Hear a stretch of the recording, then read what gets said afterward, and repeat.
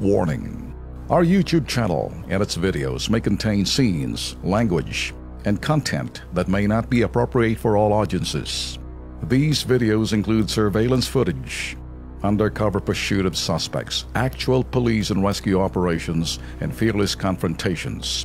If you do not approve of the content, please do not watch our videos. If you wish to continue, we strongly advise that you proceed with caution. Viewers' discretion is advised.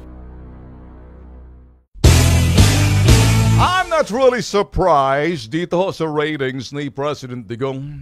And if you're looking about the ratings ni President Digong, it's not surprising. And dyan ho, matatahimik ho siguro yung mga bleeding yellow hearts, yung mga media at saka yung mga sabihin ng mga advocates ng human rights simbahan at kung sino man mga tumutulig sa ho kay President Digong. And you see what I'm saying? Ako ho, una sa lahat, ako yung magsasalita lang ho. No? Kung pag-uusapan ho talaga yung focus ni President Digong, nagkaroon ho na politicize ho yung sinasabi nating gera kontra droga ni President Digong. You know why? A lot of people still believe in the dedication and sincerity ho ni Digong na ma-solve yung droga sa kanyang administrasyon. But there are a lot of things that needs to be taken care of also, and that's why mataas ho ang ratings ni President Digong. Kung pag-uusapan the first 100 days, except doon kay President Fidel Ramos na medyo isang punto lang ata, isang 1 point lang yung taas. Kung titingnan nyo, mataas ho talaga. After martial law, yung hong ratings ni President Digong from among the other president except President Ramos. So, tinalo ho yung iba.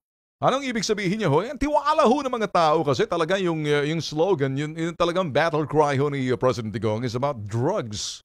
Tumatakbo pa lang ho siya ang pagpangulo.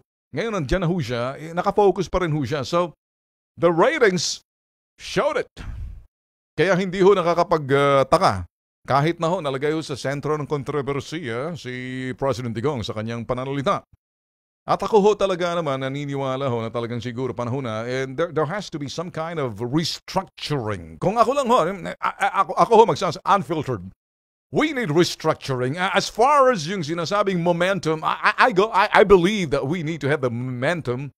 Yun ho, buwelong kinakailangan. At nandyan ho, talagang kung pagbuwelong pag-uusapan, if you want to talk about the momentum is there. And talaga naglilibot ang presidente sa mga kampo ng mga sundalo, ganun din ho sa mga police, to pep talk and encourage them anti-terrorism against drugs. And may paniwala ho si President Digong, the war on drugs must continue. Kasi parang lumalabas ho kasi malalim na ho tong drugs na to. And a lot of bleeding yellow hearts and a lot of those other people, as part of the political spin. And isa ako naniniwala rin. But, let's focus on the problem and let's do a little bit of an analytics. Kung titingnan ho natin, ako ho naniniwala na habang may momentum ho si President Digong, plan number 1, nangunguna ho ang droga, and I believe na kinakailangan masugpo ho to eh. Malalim na ho tong droga ngayon eh. Yung kinakatakutan ho natin, at kinakatakutan noon na pag sinabi mong narco-politics nung araw, abay parang katang-isip ho yan ang panahon hong dilaw. Ngayon, you can't. This is a serious matter. Kaya kung pag-uusapan ng drugs, ako ho naniniwala na kawawa hong susunod na henerasyon. Ang kinakailangan, whatever that we do today will have an impact tomorrow. Naniniwala ho ako dyan. But, ako ho naniniwala, you cannot only center everything. Ako naman, naniniwala pa kasi 100 days pa lang naman. And it's still a long way to go. Another 6 months, which, another 100 days, 200 days, kinakailangan. So, we'll give it there. But ako ho kasi, pag pinag-usapan natin, I hope na ma-taper down nitong si President Digong na malagay ho sa sentro ng kontrobersiya at mostly words. It's the words. I know that Digong can walk his talk, but he talks his talks also.